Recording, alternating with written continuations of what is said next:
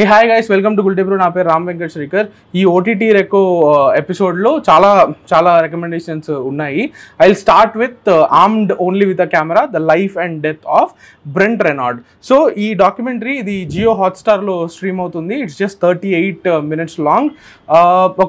ఒక photo journalist, వార్ని cover చేసే photo journalist, ఆయన పేరు బ్రెంట్ రెనార్డ్. ఆయన 2022లో మార్చ్లో యుక్రెయిన్లో రష్యా ఇన్వేజన్ కవర్ చేస్తూ చనిపోయారు.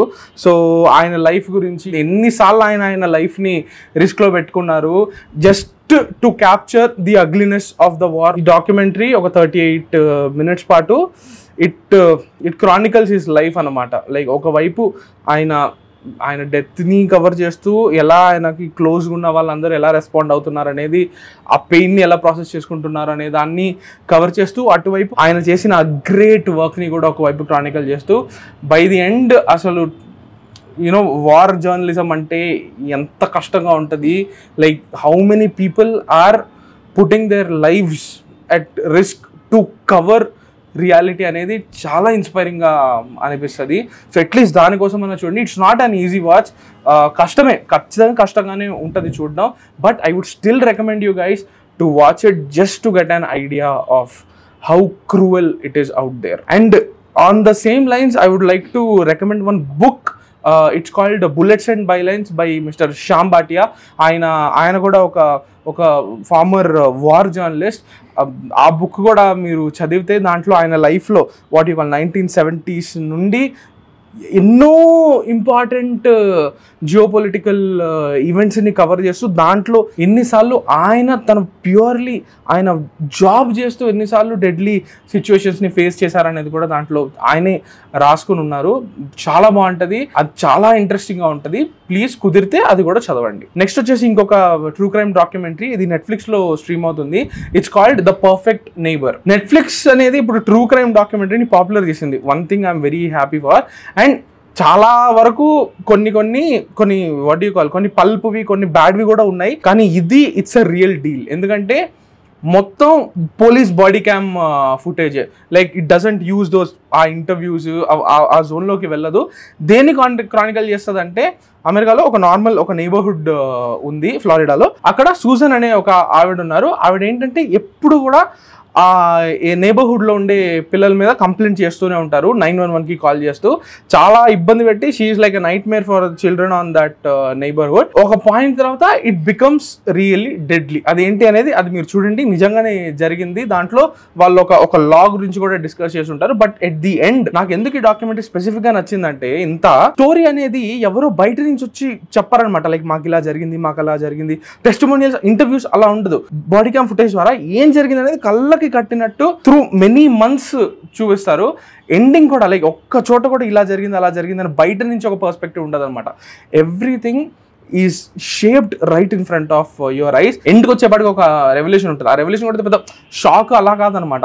కళ్ళ ముందు ఉన్నదే స్లోగా రివీల్ అవుతుంది. ఆ పర్సన్ యొక్క రియల్ ఇంటెన్షన్స్ అనేవి అవి రివీల్ అయినప్పుడు మీకు నిజంగానే పిచ్చ కోపం వస్తుంది. సో ఆ ఫామ్ కోసం ఎలా జస్ట్ వాళ్ళు ఫామ్ని యూజ్ చేసుకుని ఒక ట్రాజిక్, రియల్, వెరీ ఇంపార్టెంట్ స్టోరీని చెప్పారనే దానికోసం ద పర్ఫెక్ట్ నైబర్ చూడండి అంటే మాట వరుసగా చెప్పేది. టైం కుదిరినప్పుడు ఇంట్రెస్ట్ ఉంటే చూడండి అని చెప్పేది. ఏదో నేను ఇంపోజ్ చేయడం కాదు, కొంతమంది ఫీల్ అయిపోతారేమో అని చెప్తున్నా. The third one, it's a feature film called the lost bus. It's directed by Paul Greengrass. he is like a master in this specific ఏమంటారు, రేసింగ్ అగైన్స్ టైమ్, ఆ టైమ్ బాంబ్ థ్రిల్లర్స్ అంటారు కదా, వాటికి ఆయన he is like a master at it. And ఇది కూడా అటువంటి ఒక స్టోరీయే, once again based on a real incident.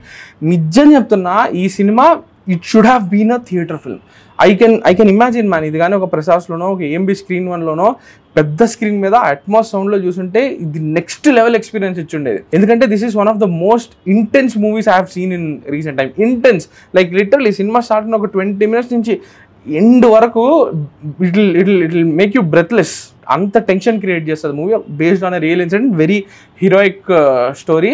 So sad that థియేటర్స్కి రాలేదు, కానీ ఇంట్లో పెద్ద స్క్రీన్ మీద, వీలైనంత పెద్ద స్క్రీన్ మీద, లేకపోతే నిజం చెప్తున్నా మంచి సినిమా అనేది ఎక్కడ చూసినా కూడా కనెక్ట్ అవుతుంది. సో పెద్ద స్క్రీన్ మీద చూస్తేనే మీకు ఇంపాక్ట్ వస్తుంది అనేది కాదు, మీరు ఫోన్లో చూసినా కూడా అదే థ్రిల్ ఫీల్ అవుతారు. బట్ నేను ఎందుకు ఇంత ఫీల్ అవుతున్నానంటే, థియేటర్ వర్తి సినిమా ఇది, అది మిస్ అయినందుకు.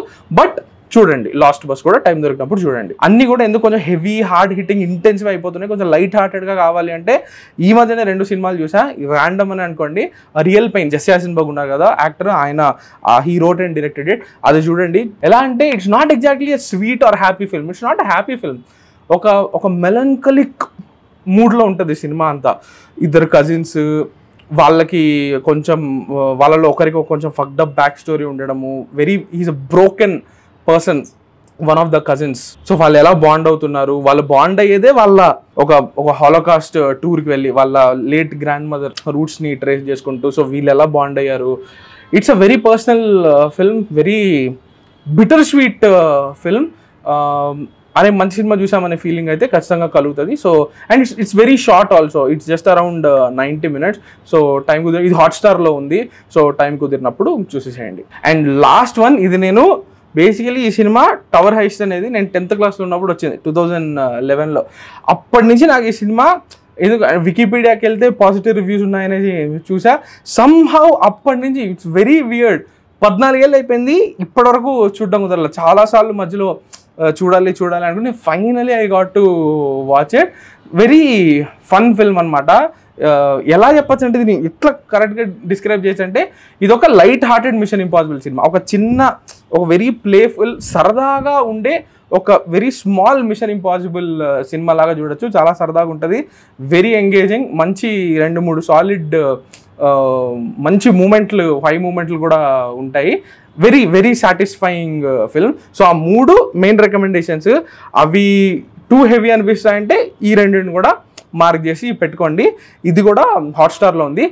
లాస్ట్ బస్ చెప్పడం మర్చిపోయా, it's on Apple TV. Yeah, so that's it from this episode. See you soon with more recommendations. Thank you so much.